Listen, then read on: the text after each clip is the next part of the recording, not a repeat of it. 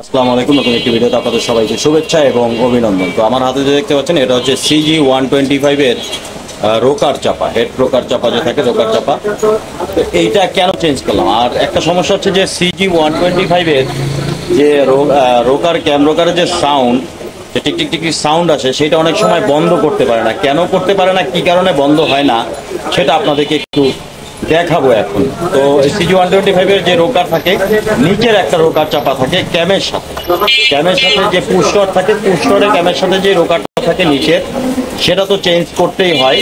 যে নিচের যে চাপার রোকারটা থাকে নিচেরটা, সেটা চেঞ্জ করার পাশাপাশি উপরের যে রোকার চাপাটা থাকে সেটাকেও কিন্তু চেঞ্জ করতে হয়। আর সেটা যদি আপনি চেঞ্জ না করেন তাহলে কিন্তু আপনি কখনোই সাউন্ড আপনি একুরেট করতে পারবেন। এবং উপরে যে চাপাটা টপের, এই যে আমার হাতে, এই চাপাটিও কিন্তু চেঞ্জ করতে হয়। তো এটা কেন, কি কারণে চেঞ্জ করলাম সেটা একটু আপনাদেরকে দেখাবো। প্রবলেমটা কোথায় ছিল সেটাও দেখাবো। যারা সিজি বাইক চালান বা যারা যে কাজ করেন, অনেক সময় নতুনটা বুঝতে পারে না যে সাউন্ড নিচের ক্যামেরাটা চেঞ্জ করার পরেও একুরেট হয় না। সেটা কিভাবে করতে হবে সেটা আপনাদেরকে একটু দেখাচ্ছি কাছে থেকে।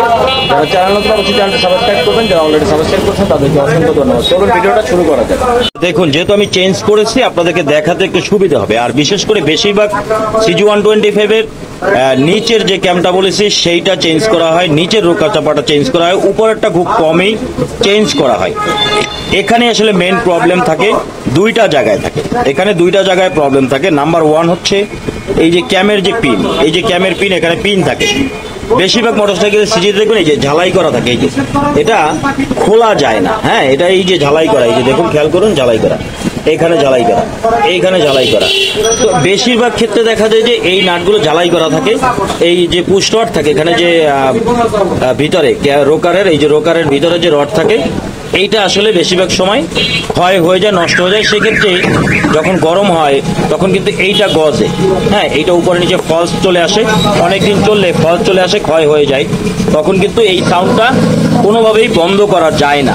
এটা নাম্বার ওয়ান। নাম্বার টু হচ্ছে যে এই যেখানে পুস্টর দুটি লাগে, এই যে এখানে যে পুস্টর লাগে, এই জায়গাটাতে আপনারা খেয়াল করুন, দেখুন এখানে ঠিক বাটির মতো গর্ত করে। একটু কাছে থেকে আপনাদেরকে একটু দেখাই, খেয়াল করে দেখুন, এই যে দেখুন, এই যে দেখুন বাটির মতো।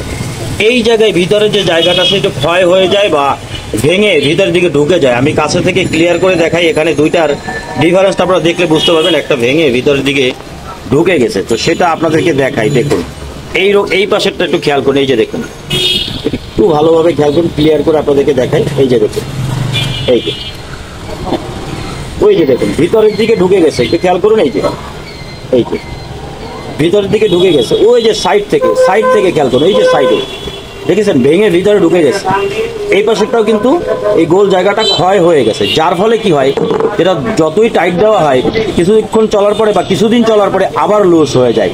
তো খেয়াল রাখবেন, CG125 বিশেষ করে নিচের রোকার চাপা চেঞ্জ করার পাশাপাশি উপরের এই রোকার চাপাটা সহকারে যদি কমপ্লিট সেট আপ আপনি চেঞ্জ না করেন, ক্যাম রোকার, নিচের রোকারের চাপা, উপরের রোকার, টপে হেডের রোকার চাপা, এই তিনটা জিনিস যদি আপনি একসাথে চেঞ্জ না করেন CG125 এর পুরোনো বাইকের, তখন কিন্তু সাউন্ড কখনোই আপনি একুরেট আনতে পারবেন না। কারণ বিশেষ করে এই মাঝখানে পুশ রড যে রড থাকে এখানে, এগুলো খারাপ থাকে। এবং এই যে সাইডের রডগুলো, যে রোকারের যে যেখানে পুশ রড ব্যবহার করা হয়, এই যে এই জায়গাগুলো, এইগুলো কিন্তু ক্ষয় হয়ে যায়। এটা অবশ্যই খেয়াল রাখবেন, মাথায় রাখবেন। যখন সিজির কাজ করবেন, সাউন্ড সুন্দর করতে চাইবেন, তখন অবশ্যই এই তিনটা জিনিস একই সাথে চেঞ্জ করবেন, তাহলে 100% সাউন্ড ঠিক হয়ে যাবে। তবে পুস্টার দুইটাও চেক করে দেখবেন, পুস্টার দুইটা খারাপ আছে কিনা, ভালো আছে কিনা। এই ভিডিওটি দেখার জন্য ধন্যবাদ সবাইকে।